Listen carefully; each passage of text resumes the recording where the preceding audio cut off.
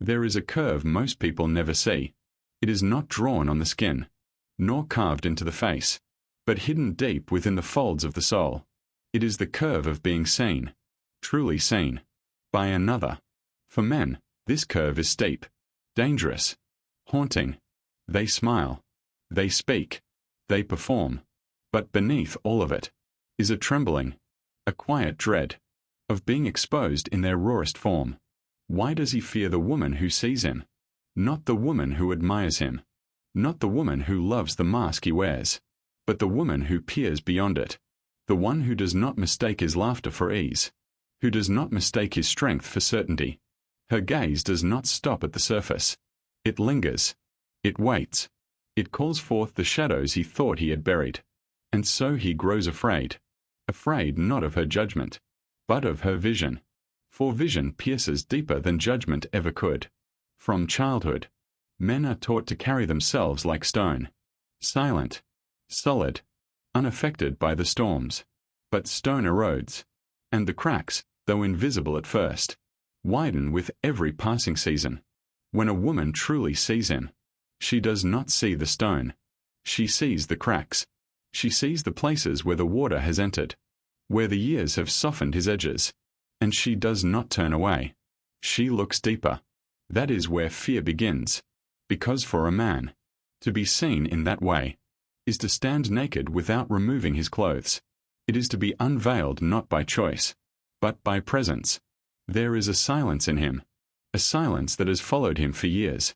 It is the silence of unspoken grief, of abandoned dreams, of long nights spent alone with thoughts he never dared to voice. Most people never touch this silence. They skim across it like stones over water. But the woman who sees him touches it directly. She hears the silence beneath his words. She feels the weight he never names. And so he fears her, because she awakens the silence he has struggled all his life to ignore. Fear, in this sense, is not rejection. It is recognition. It is the trembling acknowledgement that he cannot hide. And for a man who has built himself upon layers of hiding, this is the most unbearable truth of all. The fear of being seen is the fear of dissolution. Who am I, if I cannot control what others perceive? Who am I, if my shadows are no longer mine alone? Who am I, if my silence has been overheard? The rain falls outside. The fire breathes within. And in between them, the man sits, half longing to be seen, half longing to remain invisible forever. There is a mirror in every soul. Most men avoid it. They glance at it briefly, then look away. They fill their lives with noise, with work, with battles that seem noble enough to keep them from standing still too long. For in stillness, the mirror waits, and the mirror does not lie. When a woman truly sees him, she becomes that mirror, not by choice, not by intention, but simply by presence. Her eyes, her silence, her patience, they reflect back to him what he thought he had hidden. She reflects the unfinished grief, the boy still trembling inside the man, the questions he never dared to ask, the moments he swallowed tears, and replaced them with duty.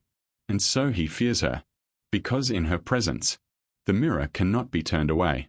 The reflection is undeniable, and it is not always kind. There is a curve most people never see, the curve of recognition without escape. A man can tell himself stories for years, stories of how strong he has become, stories of how little he needs, stories that let him walk tall, even while the ground shakes beneath him. But one moment of silence with her, and the stories unravel. One look in her eyes, and the strength feels paper thin. He does not fear her as a woman. He fears what she awakens in him, the collapse of the illusions he has lived by for so long. Wholeness requires fracture. It requires surrender. But surrender is a language most men never learned. They know how to fight. They know how to endure. They know how to press forward, ignoring the ache in their chest. But surrender, to stand without armor, to allow the wounds to show, that is not the world he was raised in. And so, in front of the woman who sees, his entire being resists, even when part of him longs to yield. At the edge of the fire, When the night grows quiet, he remembers. The times he wanted to cry, but clenched his fists instead. The times he wanted to speak, but swallowed the words like stones. The times he wanted to collapse, but held the weight of the world on his tired shoulders. She sees these moments, even if he never tells her, even if he buries them in silence. Her gaze is not fooled. Her silence is not blind. This is why he fears her, because she does not chase the surface. She descends. She notices the tremor in his laugh. She notices the shadow in his pause.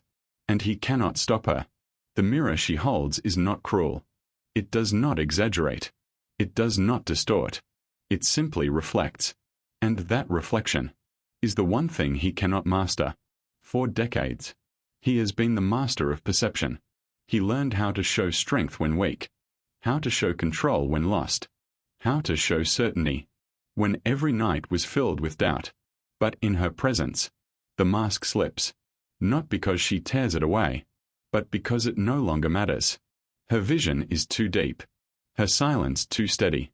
She sees through without asking permission. And so he fears, not because she threatens his safety, but because she threatens his story. The story he built his life upon. The story that kept him standing. She does not laugh at it. She does not reject it. But by seeing beyond it, she shows him it was never the whole truth. And that realization shakes him more than any battlefield, any loss, any enemy ever could. The rain outside continues. The fire sighs. And the man sits, staring into the reflection he cannot escape. The woman who sees him is not his enemy. She is not his savior. She is a mirror, a threshold, a reminder that the silence he carries inside can no longer be hidden forever. And that is the most frightening truth of all. There is a silence at the end of all journeys. Not the silence of death, though it resembles it. Not the silence of absence, though it echoes like it. It is the silence of arrival. The silence of a man who has finally stopped running from himself. You see, all his life, he feared the gaze of the woman who truly saw him. He avoided it, resisted it, disguised himself against it. But time is patient, and age is merciless. No disguise survives the slow fire of years. One evening, when the body bends with weight, when the voice trembles with fatigue, he realizes something simple. What he feared was never her gaze. What he feared was his own reflection within it. For in her eyes he saw the small boy he once abandoned, the mistakes he never forgave, the loneliness he kept locked away. She was only a mirror. It was always himself that terrified him. And so the silence deepens, but it changes shape. It is no longer the silence of fear. It is the silence of surrender. Not surrender to her, but surrender to life. To the truth that nothing remains hidden forever. There is a curve most people never see.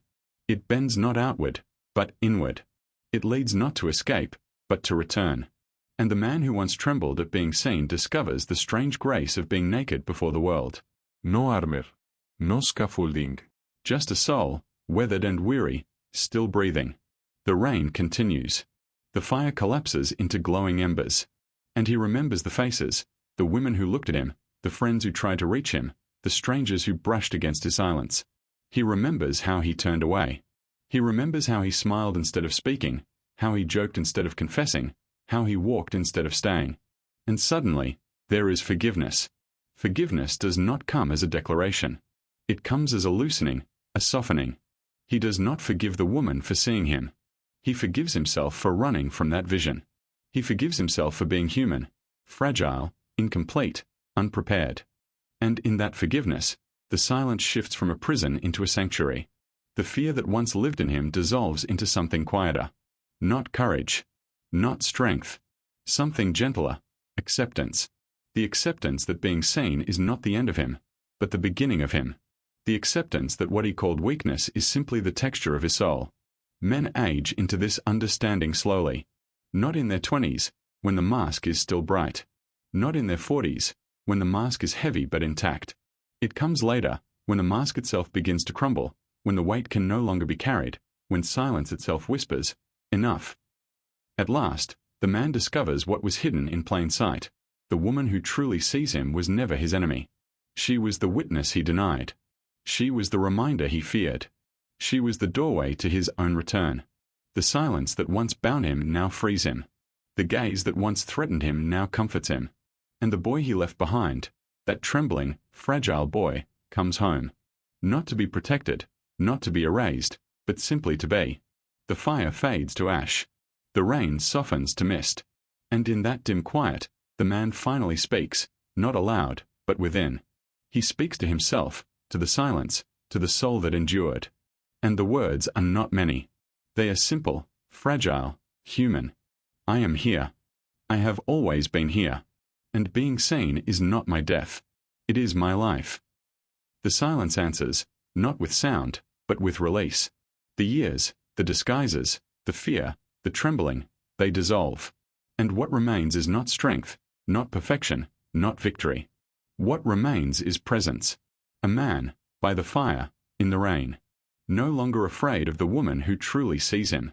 No longer afraid of himself. Only silence. Only peace.